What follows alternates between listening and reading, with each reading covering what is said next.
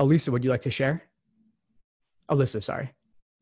Hey, okay, great. I'll just share my story then. So, from a really young age, I was raised in a very intense household.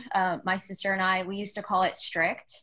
But now that I'm getting older, I realize that strict was really a euphemism. There was just a lot of physical violence and mental violence that was going on. My parents raised themselves out of poverty, and we were raised in a middle class, a mostly Caucasian suburban neighborhood, and therefore there's a lot of pressure put on us to be perfect, to not become a negative racial stereotype as like a Hispanic woman. Also from a very young age, I had this like instinctual connection to dance. And so by the time I was 8 years old, the way I was going to get out of this place was to move to Los Angeles and become a professional dancer. I was like, I'm going to get out of my house. I'm going to make something of myself. I'm going to move. I'm from Texas. So by the time I was 9 years old, I had created nutrition plans for myself, exercise plans for myself, from books that I found in my elementary school library. I stopped going to birthday parties. I stopped taking vacations. And I basically created this life for myself. I would get out of school. I would make straight A's in school, make my parents, happy. And I would get out of school and I would assist the younger dance classes from say 3 p.m. to 6 p.m., take my classes from 6 to 8 p.m. And I wasn't old enough yet, but I would sit and I would watch the older kids' classes from 8 p.m. to 10 p.m. And I did this every day, Saturdays and Sundays. I would stay all day to try to get out of my house more, and also to be a professional dancer. So I did it, and I was accepted to school in California near Los Angeles. I studied dance, and when I came out of school, I was offered a position as a principal dancer with a full-time dance company.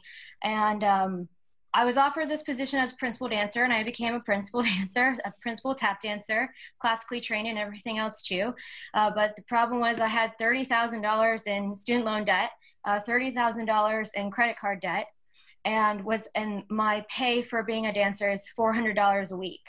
And that's with a 40-hour job of rehearsals, and then plus training, paying out of pocket for my own health insurance, paying out of pocket for physical therapy. If you're injured or anything, all of it just comes back on me. So I started learning how to become a housekeeper. I learned how to clean homes off of YouTube, and started to do that in order to pay off what I needed to pay off. And that's when I realized that my adult values weren't lining up with what my adult life was looking like.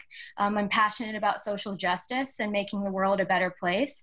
And when I was on this hamster wheel and dancing all the time and cleaning houses and trying to survive myself, I realized like my time and my energy wasn't really helping anybody. I couldn't volunteer my time. I was calling representatives, writing emails, trying to go to protests, and you can't do that when you can't feed yourself.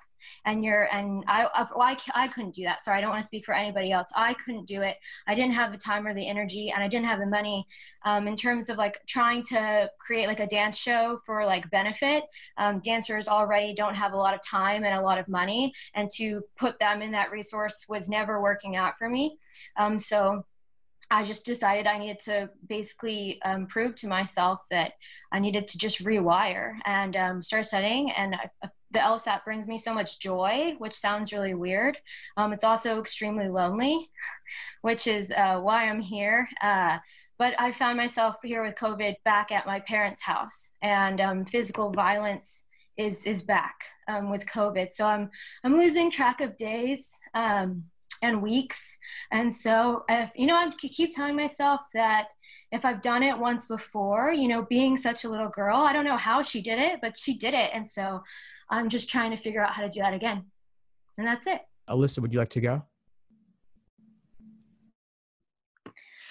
I think tonight I would like to just spend like a few moments sharing how powerful it is hearing other people's stories. I think I personally have a history in my life that when I feel at my lowest, or something is really holding me back from being able to move forward with personal goals and whatnot, looking outward of myself and especially hearing from others, I feel like it equips me way more. And I don't know. I think for me personally, I know I have a lot of fear saying like what I just said, especially like thinking like, oh, is this going to go on the internet, and like, will I bring my family shame? You know, is something that's a huge fear of mine all the time. And listening to others, I think, makes me feel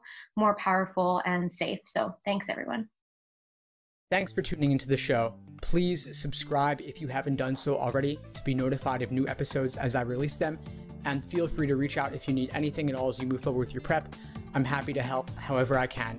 In the meantime, I'll wish you all the best and take care.